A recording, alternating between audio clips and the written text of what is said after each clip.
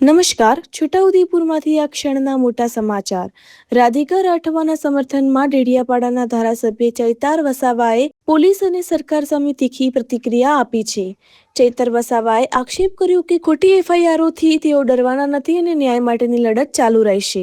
તેમણે ચેતવણી આપતા કહ્યું કે જો રાધિકા રાઠવાની ધરપકડ કરવામાં આવશે તો સમગ્ર આદિવાસી સમાજને એકત્ર કરવામાં આવશે. કેટલાક અધિકારીઓ એવા છે કે જેઓ સંવિધાનમાં માનતા નથી, કાયદા વ્યવસ્થામાં માનતા નથી, કોર્ટ કચેરી કાગળમાં માનતા નથી. બસ એમને પોતાના અંગત સ્વાર્થ માટે, પોતાના પ્રમોશન પોસ્ટિંગ માટે એ લોકો કેટલાક કમલમમાં બેઠેલા નેતાઓના આદેશોનું પાલન કરે છે. એમને વહાલા દવલા થઈ અને પ્રમોશન મેળવવા માટેનું એ લોકો કામગીરી કરે છે, જેનો અનુભવ અમને સતત ડગલે ને પગલે થઈ રહેલો છે. હમણાં સ્થાનિક સ્વરાજની ચૂંટણી હતી ત્યારે પણ અમને અનુભવ થયો અને હવે જેવા પરિણામો બહાર આવ્યા એમાં પણ અમને હવે ધીરે ધીરે અનુભવ થવા લાગ્યો છે. જે પ્રકારે ગુજરાતની જનતાએ એક જિલ્લા પંચાયત 12 જેટલી તાલુકા પંચાયત પૂર્ણ બહુમતીથી અમને આપેલી છે અને છોટાઉદેપુરમાં પણ 13 જેટલા જિલ્લા પંચાયતના સભ્ય અમારા ચૂંટાયા છે. કવાંટ તાલુકા પંચાયત પૂર્ણ બહુમતીથી બની છે. કદવાલમાં અમારી ટાઈ પડી છે. છોટાઉદેપુરમાં પણ ભાજપ સાથે ટાઈ પડેલી છે.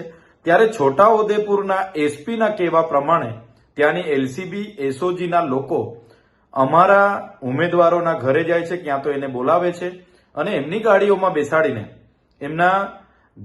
બેસાડીને એમને સામ દામ દંડ ભેદ નીતિનું ગણિત સમજાવે છે અને તમે ભાજપમાં જતા રહો એવું દબાણ કરે છે. ત્યારે એવા કેટલાક લોકોએ અમારા જિલ્લા પ્રમુખ રાધિકાબેન રાઠવાનું ધ્યાન દોર્યું કે આ વ્યક્તિ આ સમયે આ તારીખે અમારે ત્યાં આવ્યા હતા અને અમને આ પ્રકારની વાત કરીને ભાજપમાં જોડાવા માટેનું દબાણ કરી રહ્યા છે. એના પુરાવા છે અમારી પાસે. ભરૂચના છે, નર્મદાના છે, દાહોદના છે, તાપીના છે, સુરતના બધાના પુરાવા છે. જ્યારે જરૂર પડશે તો અમે જનતા માટે એ પણ જાહેર કરીશું. ત્યારે આ બાબતનું અમારા જિલ્લા પ્રમુખ રાધિકાબેન રાઠવાએ એક વિડીયોના માધ્યમથી પોલીસને વિનંતી કરી કે ભાઈ તમારું કામ એ જનતાની સેવા માટેનું છે. એ કામ બાજુ પર મૂકીને તમે રાજકીય પ્રવૃત્તિ કેમ કરો છો?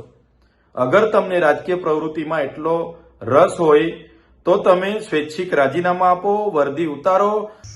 છોટાઉદેપુરમાં આમ આદમી પાર્ટીની જે બહુમતી આવી છે, કવાંટ તાલુકા અને છોટાઉદેપુર અને કદવાલ તાલુકામાં જે ટાઈ પડી છે અને 13 જિલ્લા પંચાયત જે આવી છે, અમારી આમ આદમી પાર્ટી અને કાર્યકર્તાએ ખૂબ લડત આપી. પણ હવે જ્યારે અમારે બોડી બનાવો અને સત્તામાં બેસવાનો સમય આવી ગયું છે તો પ્રશાસન, જે પોલીસ તંત્ર છે, એ અમારા ચૂંટાયેલા ઉમેદવારોને ધમકીઓ આપે છે, એમને ઓફરો આપે છે. તો હું આટલું જાણવા માંગુ છું કે આ જે પોલીસ પ્રશાસન છે એમના નામો પણ મને ખબર છે કોણ કોણ આવેલા અમારા ચૂંટાયેલા સભ્યો પાસે. આ પ્રશાસન આ વર્દી પહેરીને હું દલાલી કરવા માંગે છે કે એ લોકોની સેવા માટે અહીંયા છે?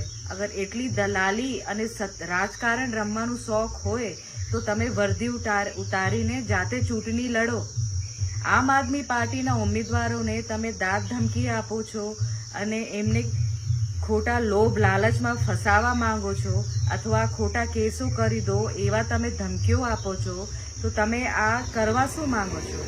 અને કોણ કોણ પ્રશાસનમાંથી અને ચૂંટાયેલા પ્રતિનિધિઓ પાસે આ પોલીસ ખાતામાંથી ગયા છે એ અમને નામો ખબર છે અને ટાઈમ આવશે અને અમે ખુલાસો આપીશું અને એમની વર્દી ઉતરે એવું અમે ચોક્કસથી ફરિયાદ કરવાના છે. તો તમે ચેતી જાઓ, બીજેપીના તલવા ચાટવાનું તમે બંધ કરો. આમ આદમી પાર્ટીની સત્તા આવી છે, લોકો આ જન આદેશ છે અને તમે જન આદેશ વિરુદ્ધ કામ કરશો તો એના વિરુદ્ધ તમારા ઉપર પણ કાર્યવાહી થશે. તો હું એક નમ્ર વિનંતી કરું છું કે જે પણ આ ષડયંત્રમાં બીજેપીના જે દલાલો છે આવીને અમારા ઉમેદવારોને તોડવા માંગે છે કે એમને ધમકાવે છે એ ચેતી જાય, ને તો એમનો